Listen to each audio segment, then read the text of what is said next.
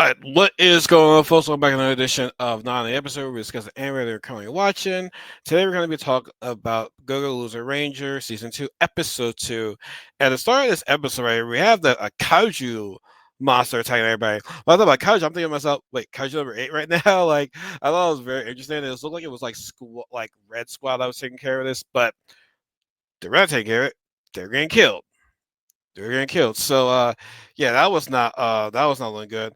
And you also had Sakurama at this delinquent high school right there.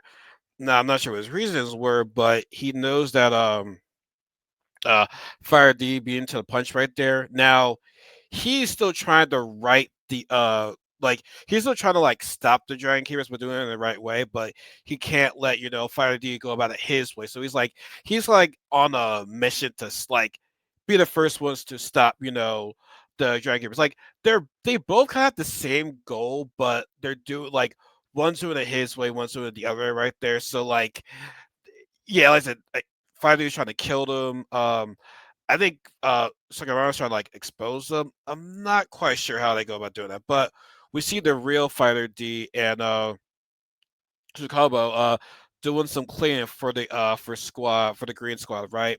Now he was asked a lot of questions in history, be like, "Oh, hey, where's the Dragon Keepers out? Like he kept asking question after question. She kept saying, "I don't know, I don't know, I don't know." And he was like, "Are there more members of your squad right there?" He's like, "No, just us." He's like, "This is odd right there. How do you only have like only a few people?" He's like, "Well, we specialize in killed boss monsters, so we don't really have too many people, right?" Now, Chicago she does actually grab one of the books, and she's like, there's two more people that are part of the squad, but they are missing."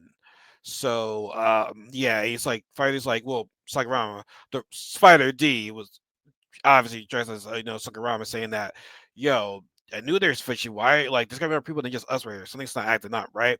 Now, I will say this: his suite I like. I feel as though obviously we got a glimpse of her in season one, but she's gonna be more active in season two. But I feel as though his suite could be, the MVP of season two. You know what I'm saying? Like, she doesn't take any shit.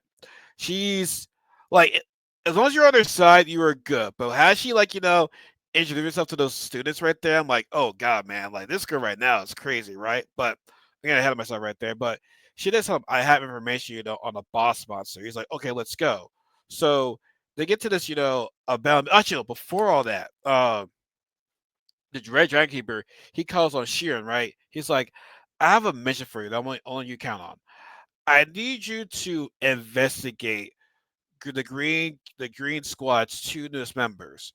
I want you to get details on them right there. So to me, that's actually something that right there that the Red Giant Keeper, he's aware that potentially Fighter D is camouflaging himself as, Sakurama right there. Because they had the brief encounter in season one, and he knows that the fighters can like morph into anybody, right? So like I obviously the Red Dragon Keeper, he's like aware that something is going on in that squad right there. So like I said, where Spidey looks like he's like he's chilling right there.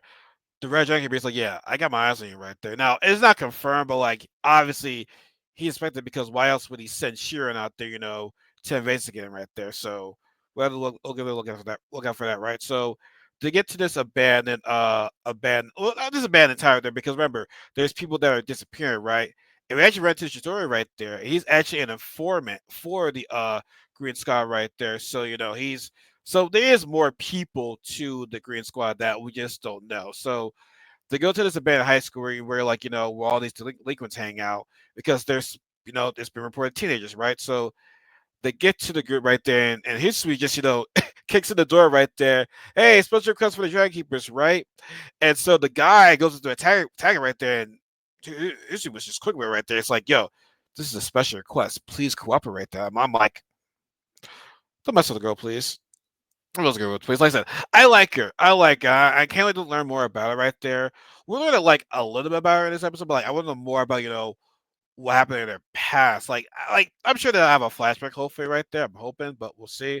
But yeah, so they call this group like Ouroboros or something like that, and you have this guy named Goto. So, oh, please come in, feel free, check out everyone right there. Nishiki, please, guide them, right? And this school is destroyed right there. It doesn't look like shit, right? So Nikki tells him, yo, I want to become a dragon keeper right there, the self savior right there, but we've been having these appearances right there, and the dragon keepers have not been doing anything. Like she's like, here's what he says, oh, don't worry, dragon keepers will be on. He's like, no, they have not been doing anything right there. Nothing's been happening. No one's been helping anybody out. He's just like, you know what? Yeah, you're right. We're useless right there, but we will come back and help you guys out. Now, as I get ready to leave right there, we do see Gunn explain that, oh, the dragon keepers are here. And the guy's, oh, really? Oh, man, that's history. I don't want to run into her right now. No, no, no, no, no. But we're going to get a glimpse of him right there, but we saw part of him how it looked like one of the guys from, the missing report that Fire D opened. See that, a couple of the Green Squad members were missing, right? So they're aware that they're looking for them right now. Nishiki does run off and say, you know what? Come on a weekday. They're saying why? That's all I can really say right now, but just come on a weekday. So they arrive on a weekday and they come in there, they hear the bell. Next you know, the school is complete, transformed, it's clean. And Shiniski saying, "Good, everybody, how's everyone doing today?" Right there. It's like, wait, something seems off right there. And so we see Goto, hey, everybody guys, please arrive to class. Hinsui tries to kick this guy. He's like, what's going on right now? He's like, that's a school violation right there. That's a violation of the rules. So soon he says that, time rewinds. So they're in a time loop right there because anytime they violate the school rules, they go to another time loop, right? She kicked him. Then she tried to stab him. Another violation of the rules right there. So it happened again.